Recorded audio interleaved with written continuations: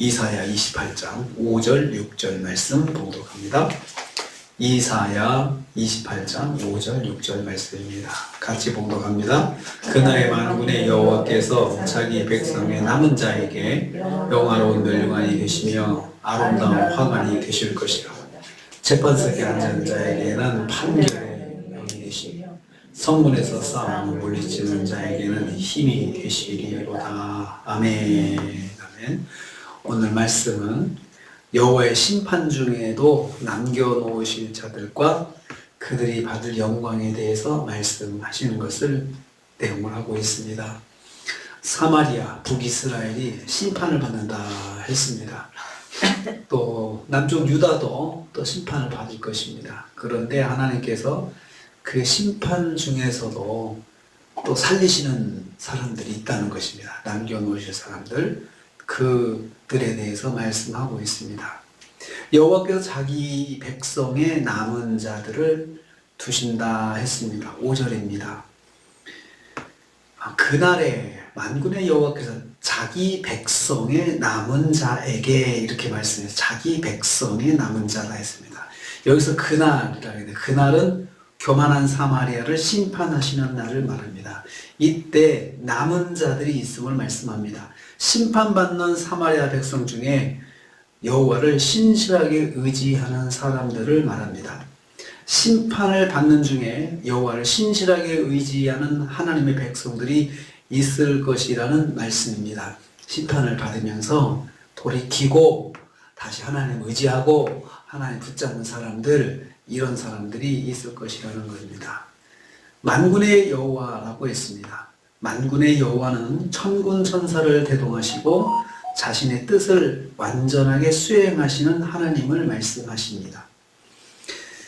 여호와의 주권과 섭리, 행하심의 완전성을 강조하는 호칭입니다. 만군의 여호와.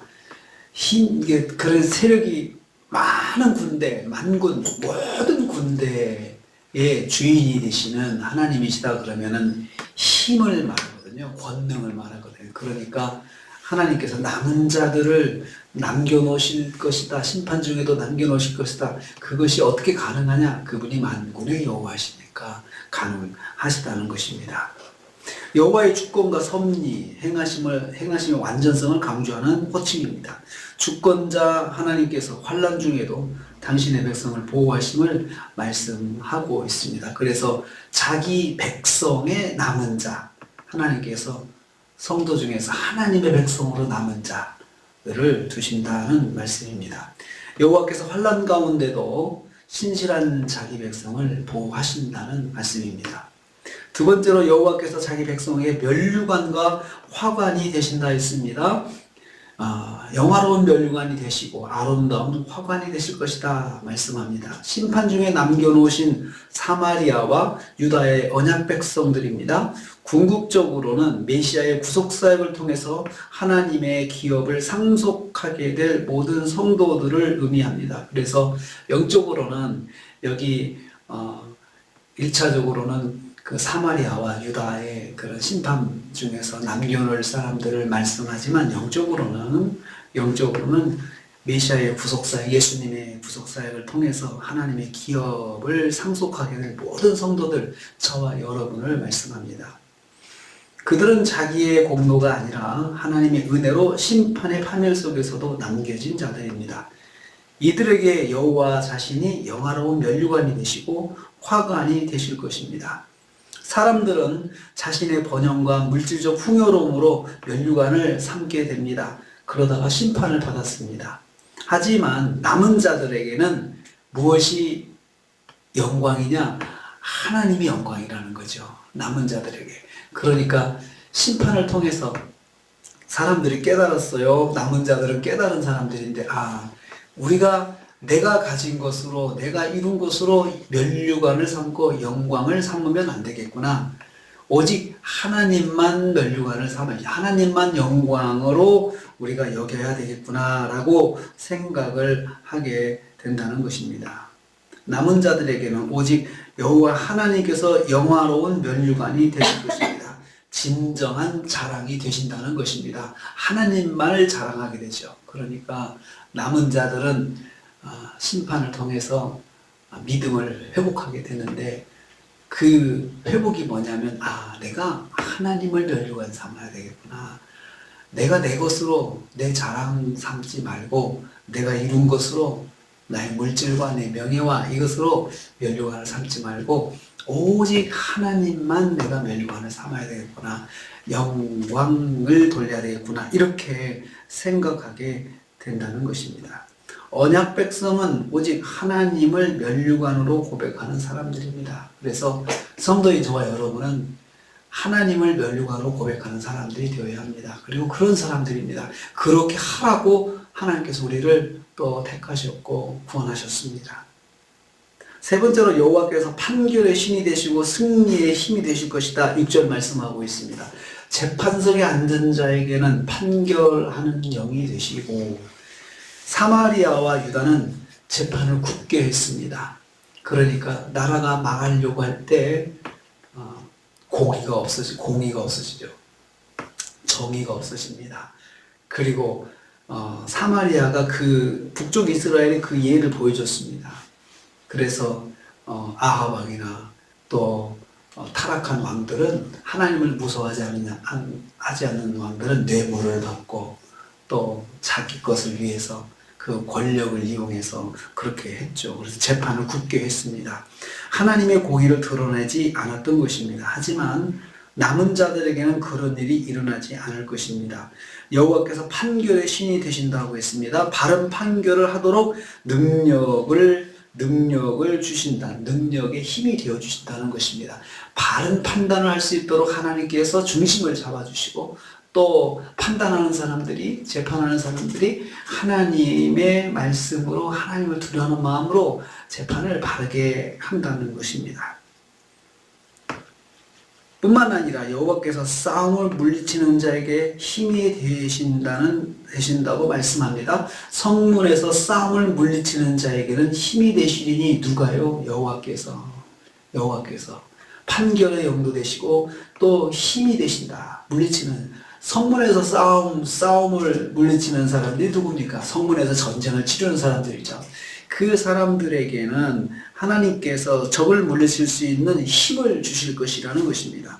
남은 자들에게 막강한 힘이 되어 주실 것을 약속하시는 것입니다.